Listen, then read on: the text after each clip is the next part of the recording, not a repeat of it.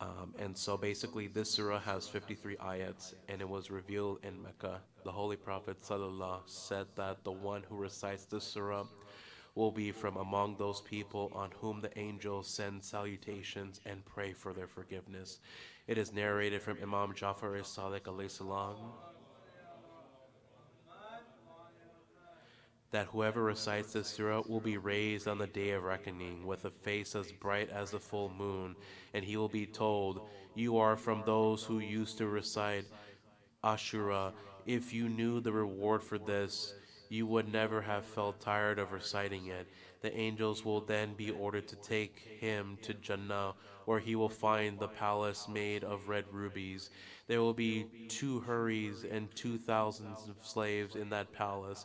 If this surah is written and kept as a talisman, it becomes a means of protection, and drinking water in which this surah has been dissolved is especially good for those intending to travel, as it provides for a journey without unforeseen problems. And so I'll be reading a particular ayat 23 here, and this is what the Malana will go more into detail in his lecture today. And that ayat says, "That is the same bounties, favor of which Allah gives the glad tidings to a servant who believes and accordingly do deeds of righteousness. Say, I ask no reward from you, from it is my preaching. All that I ask from you is to cherish the strongest love, to be near to Him. He that does good deeds, we make him the good deed look all more beautiful to him. Verily, Allah is the all protecting, the most appreciating of all of our service to Him." Salawat.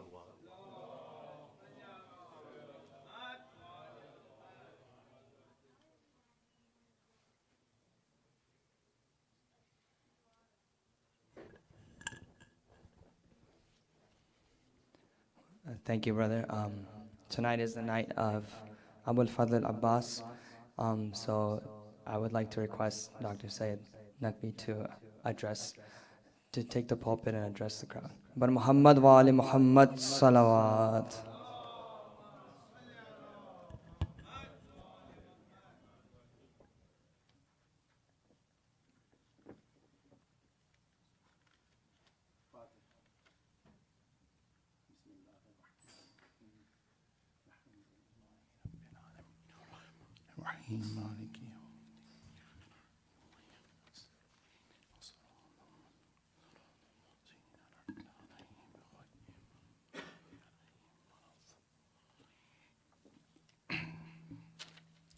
أعوذ بالله من الشيطان الرجيم بسم الله الرحمن الرحيم لا حول ولا قوة إلا بالله العلي العظيم وصلى الله على سيدنا ونبينا وحبيب قلوبنا وطبيب نفوسنا أبي القاسم محمد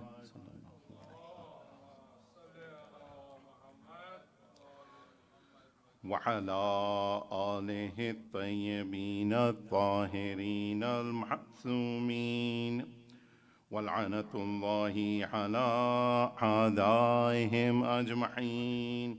أما بعد, Allah says in Quran, 3rd chapter, 110th ayat, بسم الله الرحمن الرحيم كنتم خير أمة أخرجت للناس تأمرون بالمعروف وتنهون عن المنكر.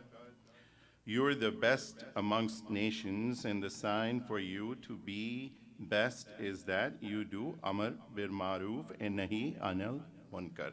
It's the same theme that we have carried throughout our majalis. Today we are at the 8th majlis, and the key concept behind that is that Allah has given us this title, this designation, this responsibility of being the best nation, not because we're ethnically superior, because of bloodlines or anything like that, but only because we do Amr bil Maruf and Nahi Anil Munkar. which is we promote good and we forbid evil. This is what our identity is. So in many cases, we tend to think that this ideology or that ideology is what defines us. We tend to think that we will become crusaders for many different ideologies that exist today that are given to us, that are these cognitive constructs that are made to distract us, to destroy us. That is what we need to be careful of. But as long as we hold on to the ideology that has been created for us by Allah and which has manifested in the actions and words of Imam Hussein alayhi salam, and they have been communicated to us through the conduct as well as through the words of all other Imams, alhamdulillah, for their guidance. We stand here as a nation that will not only defend these values of Allah, but also make sure that these values reach to rest of the world so that we can make improvements in lives across the world. And we do that through by practicing these values, by living these values, by applying these values. Amar bil maruf, nahi anil munkar. Salawat.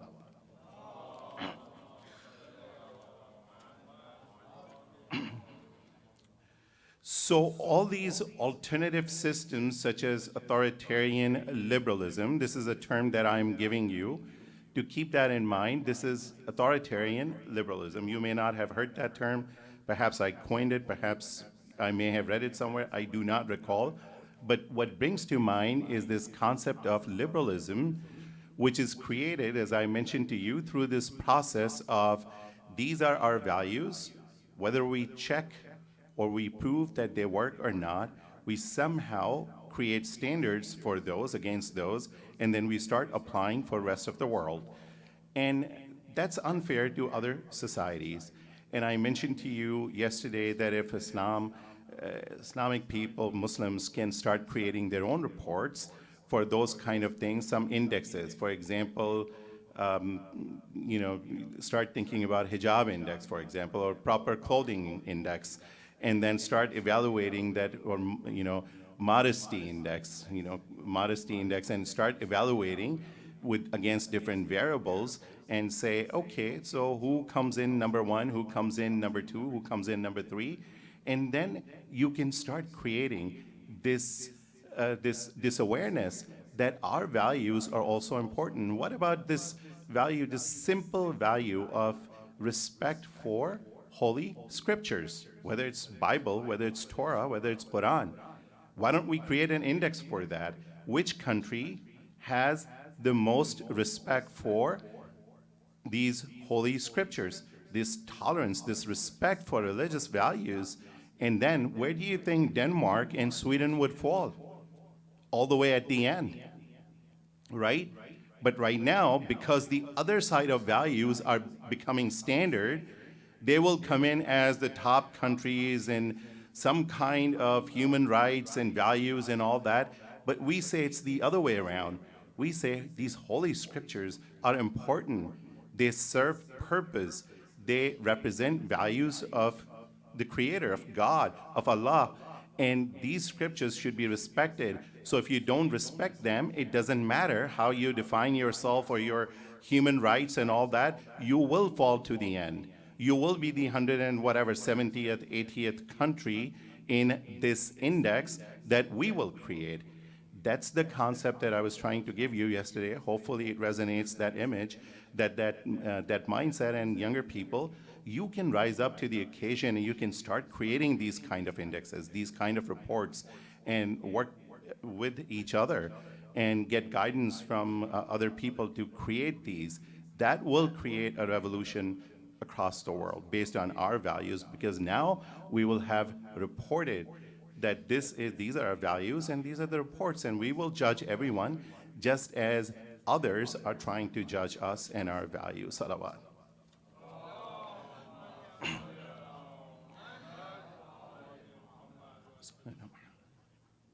Related to that, two topics which are at the core of Islamic values are important, and today I wanted to cover them. One is taqwa, and the second is wilayat. So these two topics for you, these are immensely important to understand, especially if you're trying to live up to those values that Allah has given you. So the taqwa concept is based on the word, it comes from waw, qaf, ya. Waw, qaf, ya is the root three letters that define this word, has been used 258 times, its derivatives in Quran. So even when you say, for example, waqina adhab an-nar, you are that waqina, that you're saying, the qi word comes, it implies protection. So the meaning that comes for taqwa, it evolves from two different sides. One side of meaning evolves in Quran as protection or safety. Protection and safety. So some words, for example, taqi would be protector, or yuq, which is saved. Someone say yuq, meaning you saved. So that's the protection words that's coming out on one side of the meaning, saving or protecting something. The other side is fearing Allah or God consciousness. That is, so for example, yattaqun or tattaqun, those are the words that come out from the God consciousness side, God fearing side. What ulama have done, contemporary ulama especially, they have integrated the meaning of these two concepts, and what they are considering, and which is a very powerful concept, for example, Jawadi Amni, Ayatollah Jawadi Amni, those contemporary ulama, integrating the meaning to define taqwa as a mechanism for protecting the society based upon Allah's principles, based upon God consciousness. So you combine the meaning and you create this concept of that if there is a mechanism that protects society. And when you say protection of society, it doesn't mean only protection from obvious sins that we know. It also means protection from poverty. It also means protection from environmental loss that we're seeing now. This entire, you see this last week, I think, was the hottest week recorded. And if you look at this, which things that we're doing, which is destroying our planet. So protection from all of those things. This is what taqwa does. Its purpose is to protect society so that all of us, regardless of your religion, regardless of your background, everyone wins. That's the goal of Islam, is to make sure that everyone wins. And taqwa is the basis for achieving that victory. Often the word is confused by, we say someone is muttaqi because this person prayed many salat, never missed a salat. Yeah, that's obviously one element of that. But when collectively, the taqwa, concept of taqwa is what saves the society, it is the mechanism of protecting and safeguarding human societies. So remember this concept, and one very good analogy that I was able to think of for explaining what taqwa is that when you buy a product, has anyone bought, let's say, a toaster here? Toaster? You have bought a calculator? Someone has? A new jacket? IKEA furniture? Anything that you buy, it comes with an operating manual, right? And what's included in that operating manual? Typically, if you go through that, and even small things that you buy, it comes with it. Things like, first thing is, well, how to initiate or start this product, right? They tell you, first, remove this sticker, do this, do that, plug it in, charge it. That's number one. Then they tell you how to use this product, right? That's the second thing that they do, how to use this product. Then they tell you warnings, don't do this, or this product will explode, it will burst, it will destroy, it will do this. That's the proper user warnings of the product, right? Then they tell you that at the end of the product life, how to take care of that, dispose of, how do you dispose this product of once it's done, and also how to take care of the product. If you want the whole life of this product to maximize its life, then you have to take care of that product. So if I am an ordinary engineer, I'm just a simple person, I make a product, I make a piece of furniture, and I sell it to you, and I give you these 5 things in an operating manual. You know, how to start the product, how to use the product, how to, make sure that it's safe use, how to maximize its life, and what to do at the end of the product. Do you really think that Allah would have created and sent us to this planet without any operating manual? Think about that. If a simple product we create and engineer sends that, an operating manual with that, humans could not have been sent to Earth on this planet without an operating manual. So that's why we need to start thinking, and I was just making some notes here, that if we were to think about that, how to initiate us. Very simple thing. We were initiated with the concept of La ilaha illallah, Tawheed. But not just Tawheed, initiation for humanity. Tawheed, Adl, Nabuwat, Imamat, Qiyamat. The first one, understand that it's only Allah and has no partners. There are no partners, only Allah. Second, He is Adil. That means that we will be judged. We have to make sure that Allah is Adil, we will be judged. Number 3, there are pure messengers, infallible messengers who bring His messages, which is uncorrupted. So there is no way it can get corrupt. And there are some Muslims who believe that prophets could have done mistakes or committed sins, but we don't. We don't, because there is no way. Allah had the operating manual. He had to deliver it in pure form. It can only be delivered in purest form if you have infallibles. Then implementing the message that comes in, imams, again infallibles, pure souls. It's impossible for them to sin. And then the day of judgment. We will be judged, and go back. That's the initiation. Then, how to use, the use part of it, human, those are all furu'id-din. So everything that you do, your daily performances that you do in terms of from salat or fasting and hajj and zakat and khums and struggle, all of those things, amar bil ma'ruf, nahi anil munkar, and tabarra, and tawalla. Very important, all of them. This is your use part.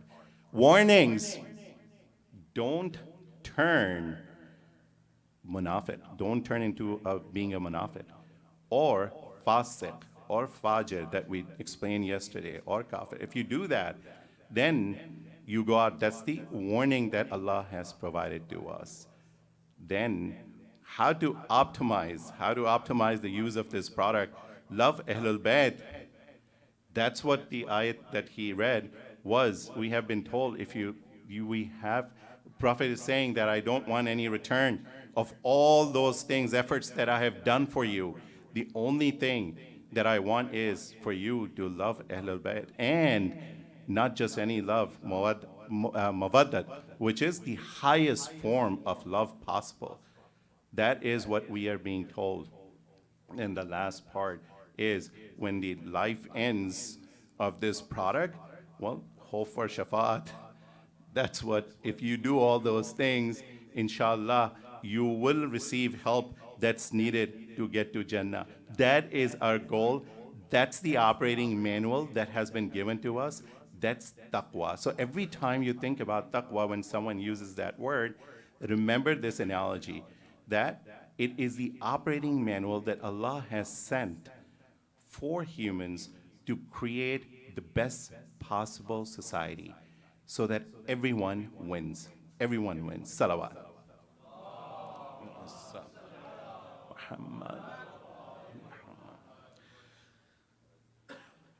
The second concept that I wanted to cover is Wilayat. Why is that important concept? Because Oftentimes we make claims. For example, a lot of us, we say that we believe in Imam Ali's wilayat. Obviously we do.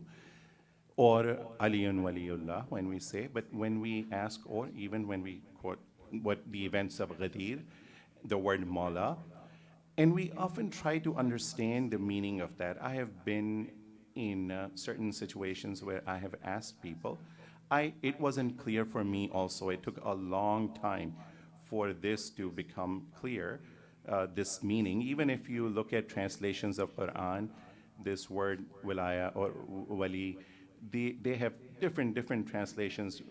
Friend, sometimes it's used as, or ally, those kind of words are often used in translations. And in discussions with our own community people, when I ask that, what does wali means, sometimes there is some confusion, or wilayat means. So I think that it's important to clarify that where this is coming from, what this means. Today, I'm sure, it's possible that you may know this before, but today, at least let's clarify for those people who may have different meanings of this.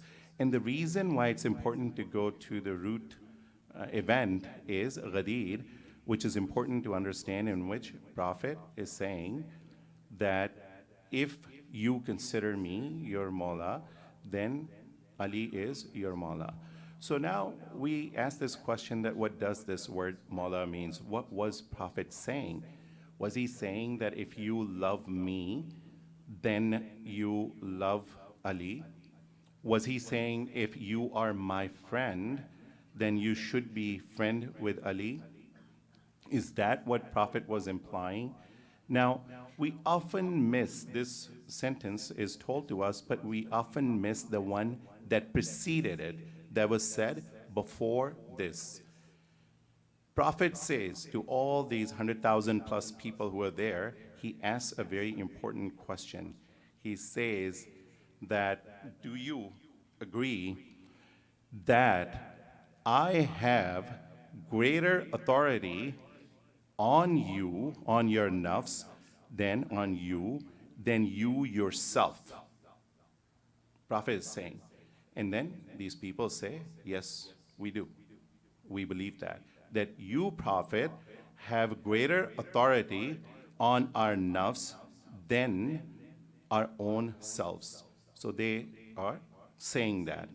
That's when Prophet introduces this to them and says, look, then if you consider me your Mawla, then Ali is your Mawla. The key word here is authority. If you consider me as authority over you in all your affairs, then the same exact authority now resides with Ali, also resides with Ali. This is the concept that we need to really understand. Authority.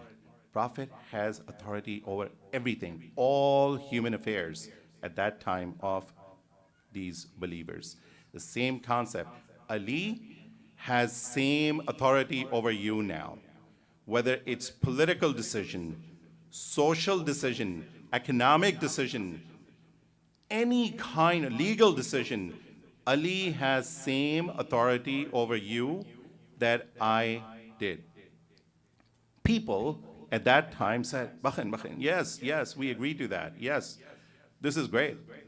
And then some even come and congratulate Imam Ali. 2 months later, after Prophet passes away, all forgotten. What remained was that in our Sunni brothers and sisters, in their interpretation, it stayed as Prophet said that, Ali, if you are friends with me, then you are friends with Ali. This is what Prophet implied.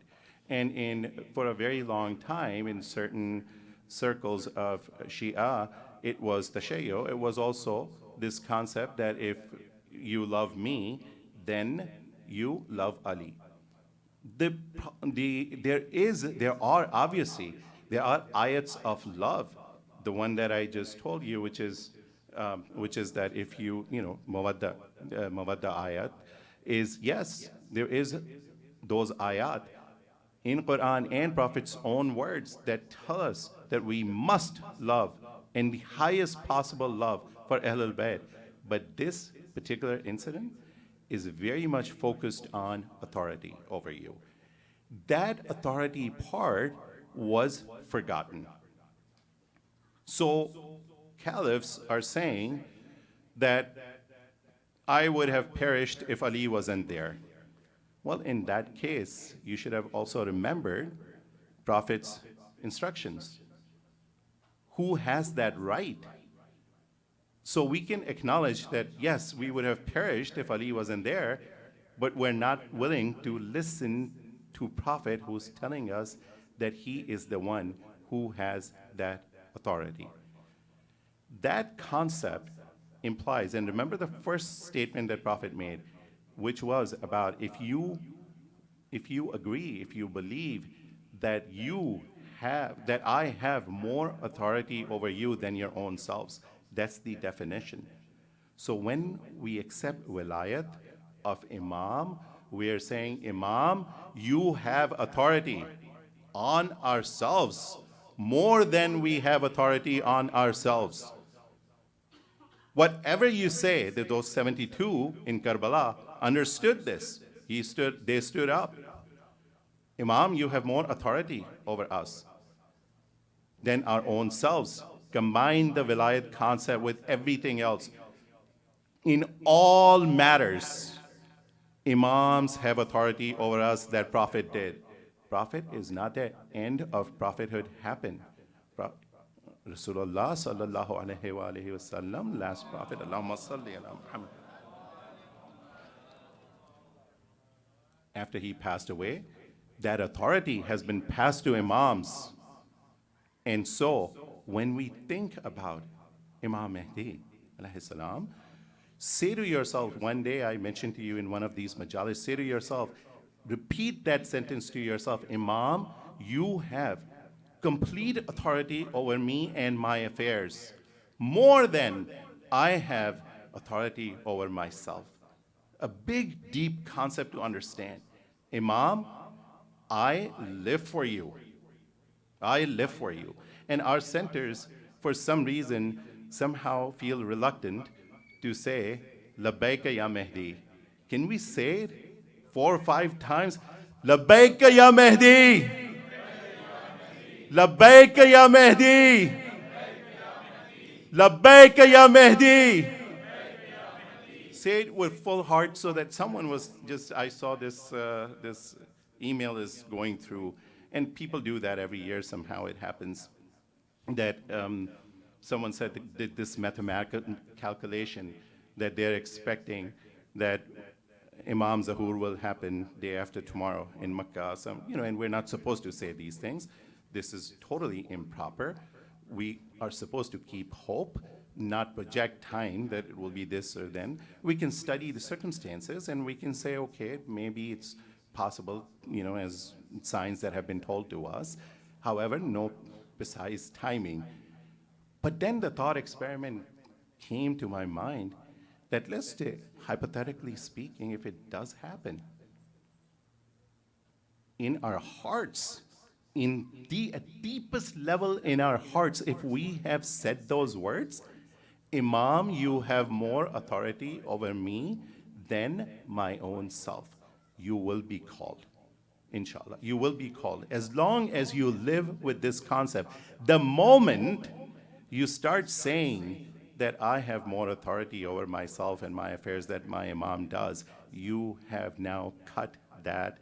We have become essentially, God forbid we become like that, but those who forgot what Rasulullah's instructions were. So never cut that off. Daily remind yourself, Imam, you have more authority over us than we do on ourselves. That way, we will stay motivated. Small things that we do, and then sometimes we get distracted. No, that will then go away, because all it will be is be part of that 72 or 313 or whatever number will rise up to support Imam Zamana. And that's important because, again, keep that perspective. no difference between Wilayat of Imam Ali and Wilayat of Imam of our time. Same thing.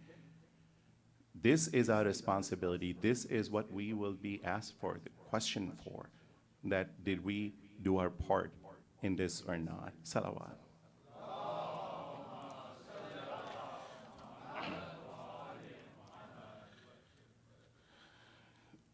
So the concept of wilayat, and since we are there, I will just mention one more concept, which is, I had more, but we're running out of time. The concept of caliph, as they say, khalifa. The word, khalifa, is behind, meaning that Prophet himself was not khalifa. Prophet himself was not khalifa. The word khalifa means one who comes next or behind, right? So khalfahum, for example, the word that you use in Ayatul Kursi, which is from behind, protection from behind. So that's the concept, is the one who follows Prophet.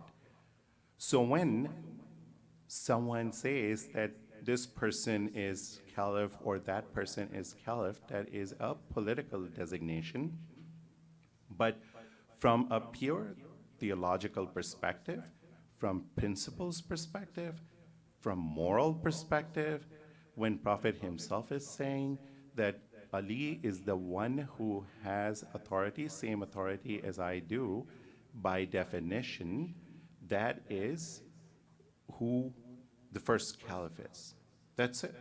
And we say that in our kalma. And you must have read that when you say that at the end, right? So, Imam Ali as the first caliph. And that's what we need to know. Yes, political designation, political realities were. That way, one thing before we move into a Messiah section that I always say, and we're coming to the end of lectures, tomorrow will be a very different one. We'll just do summary of everything and look at some contemporary issues that are out there, especially those lands that were our shrines that were defended. And I'll share last 40, 50 years of history with you. Within my lifetime, the change that we're seeing and where this is going, so you can develop that appreciation for where we stand as a community and how things were 40, 50 years ago versus today. Before moving into Masayib, I just wanted to let you know that one thing we need to make sure that we never, ever let go.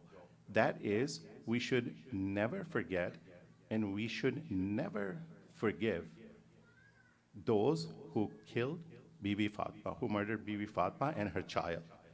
Never, no matter what. And yes, it doesn't mean that we start, battles today against people who had nothing to do with it, but they should be educated on that. But don't ever give up that concept.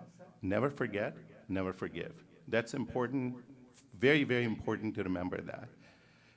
And I think it was, Ayatollah Aqil al-Gharabi, he was reading a majlis, and in that he mentioned that one of the last things that Ayatollah Hassan Zadeh Amali, who before passing away, he died, I think, 2 years ago. And he was, by the way, he was a mathematician, a very, very good, pure and applied math mathematician. Ayatollah Amli, Hassan Zadeh Amli, if you want to read about him, just Wikipedia, read about him. And one of the last things he said also to him, to Aqil al-Gharabi, was that make sure, don't forget, don't forgive. Never forget, never forgive that what was done to Bibi Fatma. And we should never forget that also. Salawat.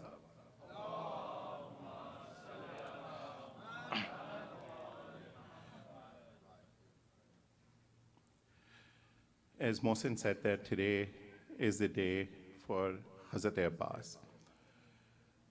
Hazrat Abbas, ever since he was a child, he followed Imam Hussein all the time, all the time.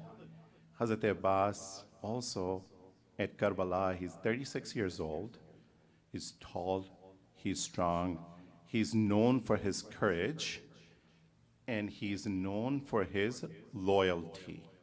Very important part. He's known for his courage, and he's known for his loyalty to his brother Imam Hussein, as if his entire life was lived for this one purpose, to protect Imam Hussein. His entire life dedicated, focused on this one purpose, to protect Imam Hussein. One thing is important for young people to understand, if you have not heard in Messiah, but this is a historical fact, that Shimr was related to Hazrat Abbas from Hazrat Abbas's mother's side. So Shimr actually came the night before and offered to Hazrat Abbas and 3 of his other brothers, also sons of Imam Ali, that we will give you immunity. We will give you safe passage. You should come out. And because you are from my tribe. See, this is where we understand loyalty. No one, Hazrat Habib ibn Mazahir, when he went, excuse me, he asked his slave to take the horse out of Kufa. No, he wasn't looking for excuses. He was looking for shahadat. Same thing. No one, Hazrat Muslim bin Aqil, anyone, no one is looking for excuses. Everyone is looking for shahadat to serve their imam. And this is an opportunity, obviously declined by Hazrat Abbas and his brothers. What are you talking about? You give us safe passage while Hussein suffers here? No, go away. This is a historical fact that we need to know and remember. No one in Karbala, these shuhada, no one is looking for excuses. Everyone has that determination. Everyone has that ideology that I just explained to you, that you have greater right on me, greater authority on me than my own self. They are not living for themselves. They are living for their imams. And Hazrat Abbas, another historical fact, was the first person to go to Imam Hussein and ask his permission to go for battle. And Imam Hussein said, Abbas, you are the commanding general of my army. Abbas, how can I give you permission to go fight? This was not the first time, though, on that day. Multiple times, Hazrat Abbas came seeking permission. Hazrat Abbas came and said, Mawla, older people like Habib ibn Mazahir have died now. Let me go. Imam Hussein denied the request. No, Abbas, you are the commanding general of my army. I cannot let you go. Then as bodies start coming, of young people, of children, Hazrat Abbas goes, Mawla, now these children were raised by us with our own hands. Now give me permission. Imam Hussein says, no, Abbas, you are the commanding general of my army. How can I let you go? Hazrat Abbas goes and says, Mawla, what army? What army? I would say here that Hazrat Abbas, you don't know, but there is still a soldier left who is 6 months old. After you go away, this soldier will be the next one, not Imam Hussein, because even that baby knows what his duty to his Imam is.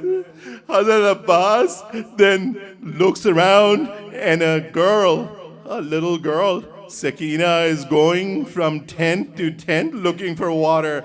Hazrat Abbas goes and sees her and says, Sakina, what are you doing? And she picks up this water container bag, mashkiza, and then Hazrat Sakina says that, uncle, I'm trying to see if there is any drops of water left in it. I'm trying to put it on my face to see, to feel cold. See if there is any coldness left in this because of water. Hazrat Abbas looks at her and says, okay, Sakina, come with me. And he carries that mashkiza with him. Sakina, tell your father to ask me to go get water. Hazrat Sakina now goes and standing next to Hazrat Abbas, and she says to Imam Hussein that, Baba, let uncle go and get water. Let uncle go and get water. Imam Hussein says to Abbas, okay, you have my permission, but first go and say salam, goodbye, farewell to Zainab. Hazrat Abbas goes, stands outside the tent of Hazrat Zainab and says, sister, goodbye. Hazrat Zainab comes out, takes him inside the tent, hugs him and says, Abbas, Baba once said to me that Zainab, you have come to Kufa today as a princess. There will be a time when you will be brought to Kufa as a prisoner. Bhai, brother, when I heard that, all this time I used to think, I used to imagine, I used to envision when Zainab has a brother like Abbas, how can Zainab become a prisoner? How can Zainab become a prisoner? Now I understand. Now I understand how Zainab will become a prisoner. Hazrat Abbas goes away, goes out, and then Hazrat Zainab now calls Bibis and tells them, Bibis, that protection, that guarantee, that security that we had about your chadars, that's gone now. We are lifting that. That guarantee, that assurance is no more. Hazrat Abbas goes, and then enemy is scared because remember what I said, that he was known for his courage and his strength. They part, they give way to Hazrat Abbas. No one has the courage to come in between him and where he is going. He heads to the river, goes inside, lifts up water in his hand and shows now children in the tents. Hazrat Sakina is saying to them, uncle will bring water, children. There's hope now. There's hope. Water is coming. Abbas has gone. Uncle Abbas has gone. There will be water.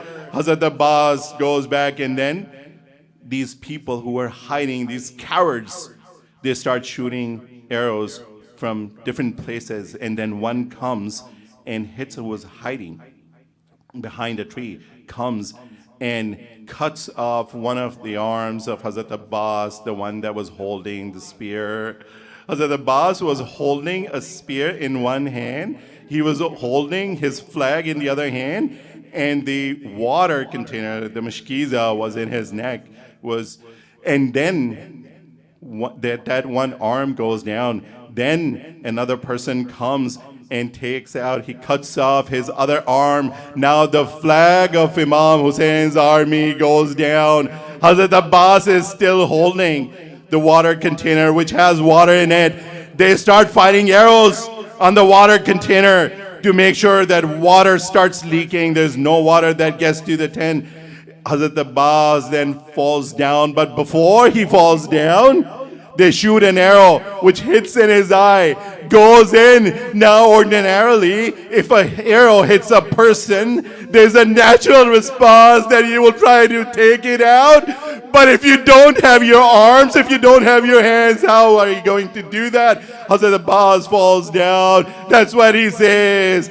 Mawla, Mawla Hussein, Imam Hussein comes. He starts going towards Hazrat Abbas. He comes to the first arm. He picks it up and he holds it against his chest. He says, Abbas. He gets to the second arm. Then he gets to Hazrat Abbas's body. He's still alive. Hazrat Abbas, he picks up his head, puts it on his lap and says, brother, you were my strength. You were the one, you were general of my army, you were my strength. Hazrat Abbas says, Mawla, Mawla, the Abbas says, Mawla, I always my whole life and my every day saw your face. I saw your face. Now I have blood arrow in one eye, blood in the other eye. Can I see your face one last time? Lanat on Qawm Zalimeen. Matame Hussein.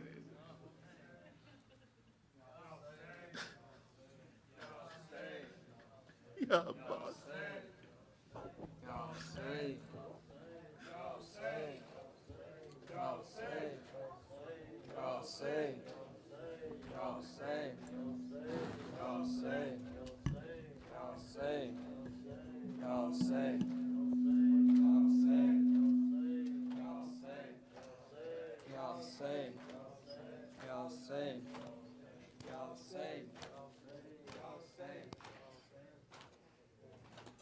Oh Hussein, Imam Hussein. Oh Hussein, Imam Hussein.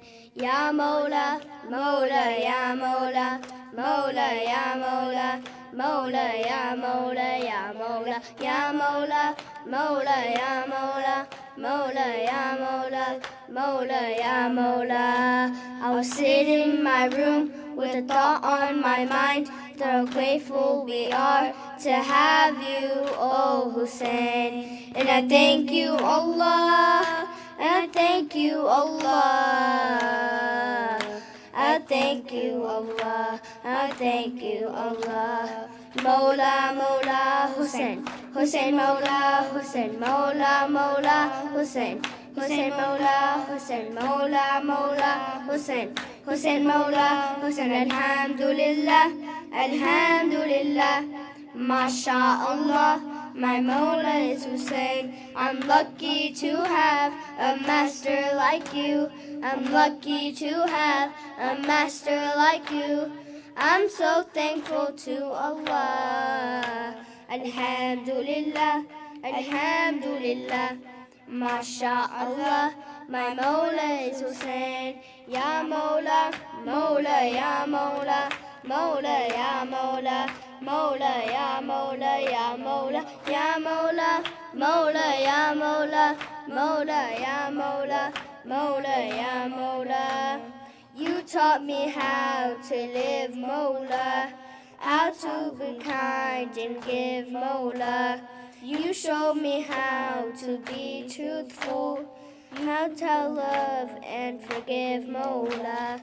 I'm lucky to have a master like you. I'm lucky to have a master like you. I'm so thankful to Allah.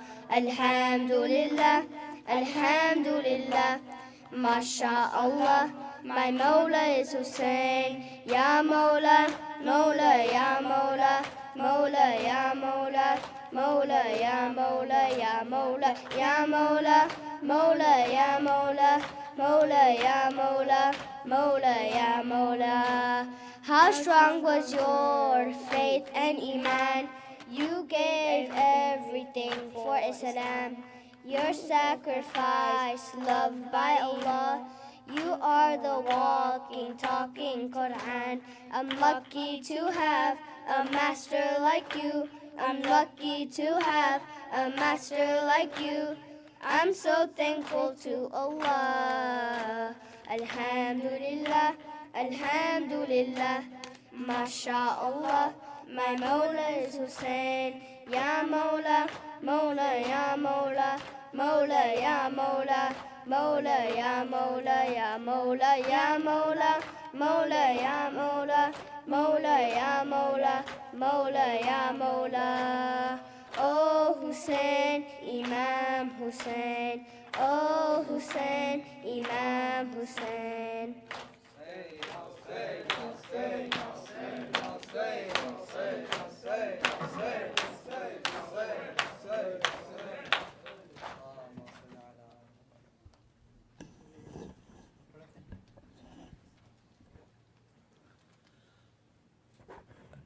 Assalamu alaikum Aba Abdullah. Assalamu alaikum Ibn Rasulullah अस्सलाम वालेकुम अपना अमीर अल-मोमिनीन, अपना सैयद अल-वसीन, अस्सलाम वालेकुम अपना फातिमतुज़ ज़हरा सैयद निसाइल आलमीन, अस्सलाम वालेकुम व रहमतुल्लाहि व बरकातुहू, अस्सलाम वालेकुम साहिबुल अस्र व ज़मान, अस्सलाम वालेकुम खलीफतुर रहमान, अस्सलाम वालेकुम मसअल ईमान, अस्सलाम वालेकुम शरीकुल कुरान, अज्जलल्लाहु ताला फरजक व सहलल्लाहु ताला मखरजक और ज़हूरक व रहमतुल्लाहि व बरकातुहू, अस्सलाम वालेकुम या अबुल फज़ल अब्बास इब्न अमीर अल-मोमिनीन, क़ासिम बिन हसन हानी इब्न अरवा हबीब इब्न मज़ाहिर वल हुर्र शहीद रियाही, अस्सलाम वालेकुम या सादाती मवालिया व जमिया रहमतुल्लाहि व बरकातुहू, अल्लाहुम्मा सल्लि अला मुहम्मद व आलि मुहम्मद।